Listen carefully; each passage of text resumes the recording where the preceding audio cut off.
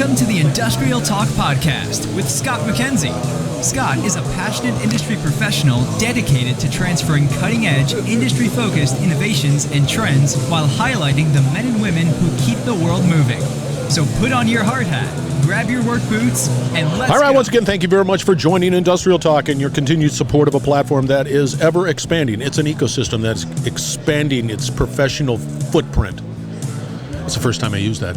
I kind of like it. I'm going to steal it. I can steal it because I just said it.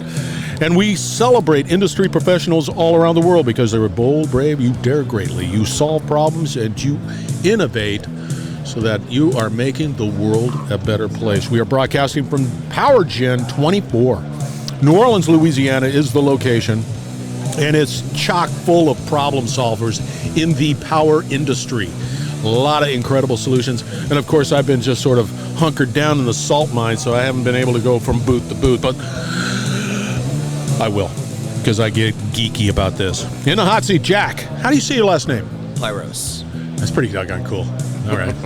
We're going to be talking about EV PowerPods, so let's get cracking. Right here.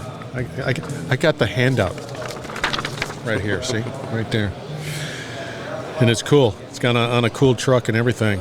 But before we get into that conversation, Jack, give us a little background. Are you having a good conference? We're having a great conference. A lot of interest? We're meeting not only U.S.-based companies, but global companies. A lot of interest in EV charging, which we'll talk a little bit about our solution. Yeah. It runs on propane and renewable propane. See, there's that renewable propane. I like it. All right, give us background on who Jack is. So I'm with Momentum Groups. We're the manufacturer's rep for EV PowerPods. I'm the president of the company. He's the cheese. You're the cheese. Go ahead. We've been in fleet management since 2005, and we work real heavy with verticals like commercial construction and last mile delivery, the folks that bring you your little Amazon packages. No way. Mm-hmm. Well, that's pretty cool. See, he's the president. He knows these things. I'm sort of looking at the stat sheet of this thing, so it's pretty cool. Tell us, Jack, what is EV PowerPods? What is it? So EV PowerPods, we started to work with this manufacturer probably about 4.5 years ago, and they came up with a solution where we're utilizing a generator that runs on propane or renewable propane, which, by the way, is cleaner than your standard grid meaning electric power. Yeah. And it powers both level 2, so AC and DC EV chargers. So the level 2, the AC is like your overnight kind of chargers. Your DC is going to be like your 20-minute deal where you pull up and you get a zap, right? Oh, okay. But don't get zapped. Yeah, don't. Not a good health thing.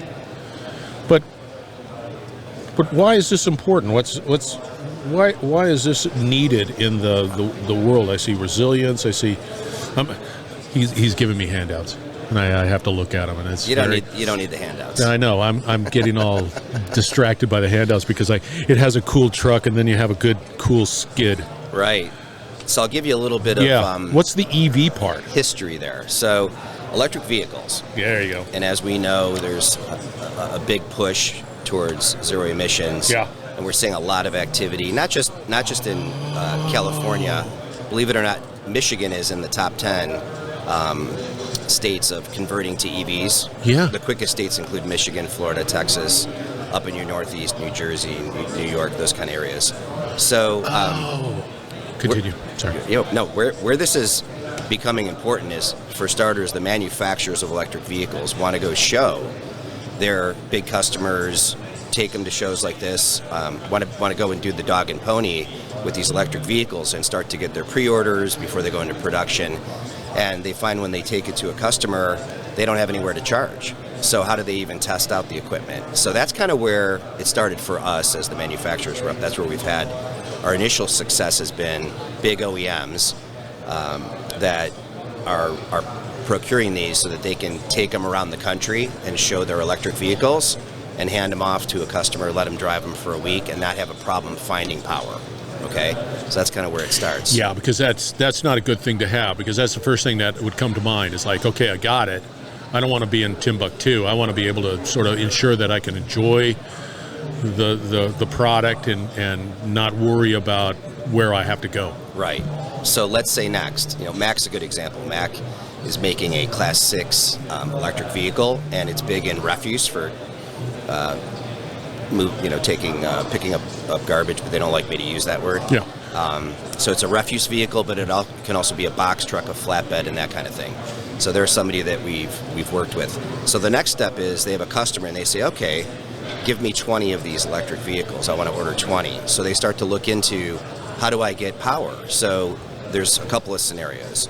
They may not have power available to that capacity at their operation. Oh, yeah. Okay? Or it may take 2-3 years, which is real common in most states right now. It also might be millions of dollars for that investment. And lastly, they may not even own their own building. So they may be leasing it, and now you've got this complication where is the landlord going to put that investment, maybe you renew your lease for 5 or 7 years, but $1 million investment, do they really want to put a bunch of chargers and cut up their parking lot? So that's part of it. So that's one particular scenario where it's really popular. The other is going back to like your last mile delivery, which you order something from Home Depot or Amazon or whomever, and it gets delivered to your door. That's not going away.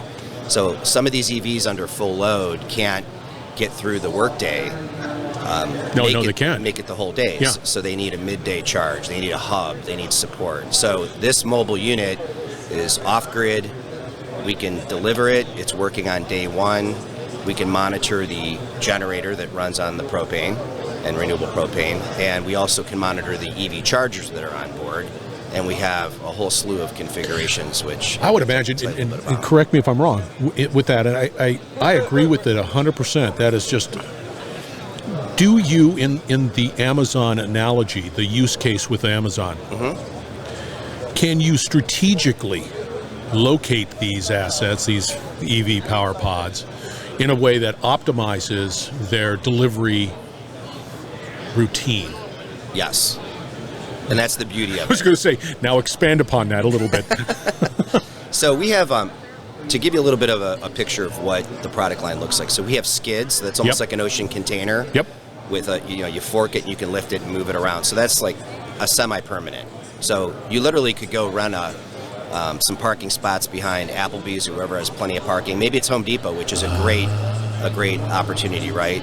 Or you go get your own little piece of land, but they can strategically lay these wherever they want en route, and as their routes change, they can pick it up and move it. See, that's just cool. So that's part of the beauty. And the routes change. Demand, products, they're constantly optimizing their delivery routes. So that's one. That's so cool. So the skid version has that. We also have a trailer, and that is able to be pulled by like a half-ton truck. It's just basically the same thing but on wheels. And then I think you've seen the truck here, which I'll talk a little bit about that as well. No, I haven't. I've been in the salt mine here. Okay. Sorry. So all three scenarios, whether it's pulled by its own truck connected to it, and it's called an upfit, where we put the solution on the back of it, a trailer or a skid. We have solutions from 30 kilowatts up to 360 kilowatts. So your 360 is going to be like your Tesla supercharger. And we are charger agnostic, so we can put different brands of chargers on board if we choose or if the customer has a preference. And so those are the various sizes that go on the skid, trailer, and the truck. Where the truck is unique is that we have two particular manufacturers today, and we also can do this with Ford and GM, but we've got the Chevy cab over and the Isuzu cab over. It's essentially the same vehicle, and it's converted to propane as well. I was getting ready. I was going to say, no, it defeats the purpose of what you're trying to do if that thought is not brought into the actual the vehicle itself. Correct. So we do a conversion.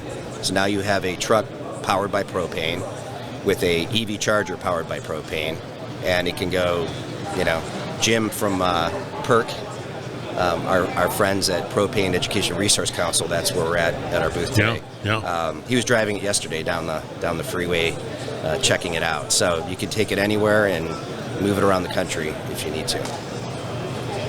That always is sort of,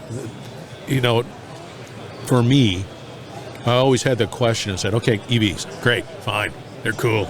they're fast, they're whatever, all of the things that you like about it. And I always came to the point, I said, but the infrastructure needs to be built out, because I would always be worried about, well, I'm in the panhandle of Florida. I don't know where there's a charger, and I don't want to just, you get the picture. Well, this is sort of the way this is interesting. Let me elaborate on that a little bit. Elaborate. Okay. Extend it. So what you're seeing and why there's the big push on work trucks is what we talked about earlier. It's a predictable route. So when we talk to our customers and they say, hey, tell me about these electric vehicles, we talk about what's your typical day like. So if you have sometimes surprises and you don't have the mileage, the range of that in that vehicle, absolutely, it may not be the best choice, right? So there's predictable routes. So that's why you're going to see your white trucks and vans, class 1 through 7, is really where the bread and butter is today. As the technology keeps advancing, which it is, they're starting to move into other types of batteries that there isn't the mining and polluting of things quite like the lithium. So there's solid state and some other technologies that are green to make the batteries. But in addition to that, just like your TVs back 10 years ago, they just keep changing. These battery packs now they're becoming more condensed, and the ranges are getting longer, how far the car can go on a charge, and they're also, the life of the battery is increasing. So there's already companies coming out with a 400-mile range vehicle. So now your worries about, driving from Cleveland to Chicago, you might have to stop once, or maybe you don't have to stop at all. Yeah. So that's going to continue to change, and that's where I think the everyday consumer will transition. Right now, it's really kind of like retired people that are going to lunch or to golf, right? And they know what they're doing every day, and they're not going very far. Right. Or you've got your fleets that have the predictable routes, and that's where the big impact is. Got a Norwegian company right here, right across the way. In Norway, they're going to be 100% EV by next year. Wow. They will not sell this, that, whatever. It's just an interesting transition. Right. Where do you see it going?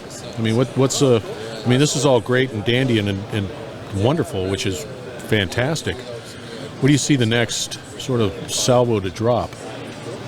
Well, that future thing. There's already the commitment. We've done some events. So we did the Masters last year for Mercedes, and we used our EV PowerPod, and we charged 65 Mercedes that they give out to the VIPs and the pros. We kept those charged for 11 days with our mobile unit. We parked it over at a school, and we were in business. So they've doubled down, and they're telling us that in a few years, they already have their whole product lineup is in electric now. I'm talking sedans, every class of Mercedes, and all their crossovers. So they're telling us in a couple years they will not have a gas vehicle.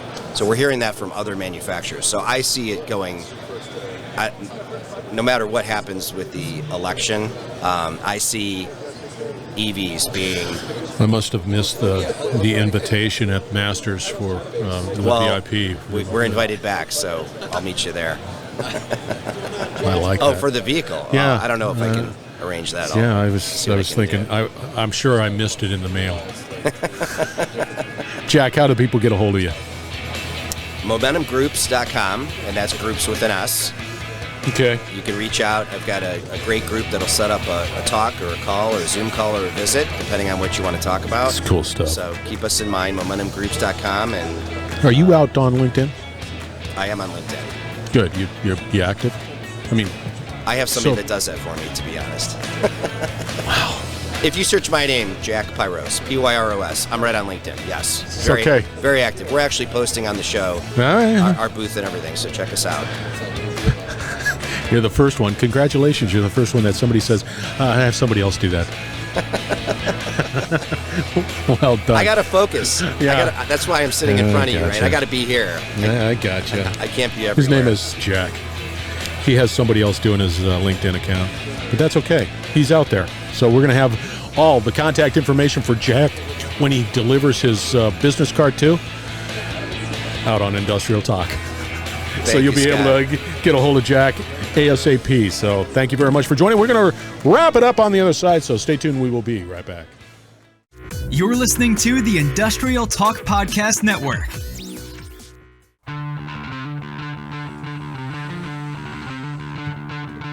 Jack is his name.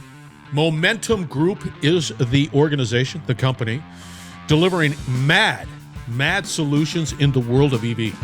So here's a little story. Went over to the propane booth while at PowerGen. Put that on your calendar. And saw one of their rigs. Yeah, it's impressive. It's great to see it. Touch it, feel it, move things around. It's out there. They're doing it. Momentum Group. Jack. All right, we're going to have all that contact information out there on Industrial Talk, so you'll be able to connect with them, see the great stuff. All right, building the platform right here, Industrial Talk. It celebrates you, industrial professionals. Amplify your voice. Get that message out. Bring in new opportunities. That's what this is all about. That's what Industrial Talk is all about. You have to succeed. That's why we're here. We want you to succeed, and we're going to do everything we can. So educate, collaborate, innovate right here. Be bold, be brave. Dare greatly. Hang out with Jack. Change the world. We're going to have another great conversation shortly.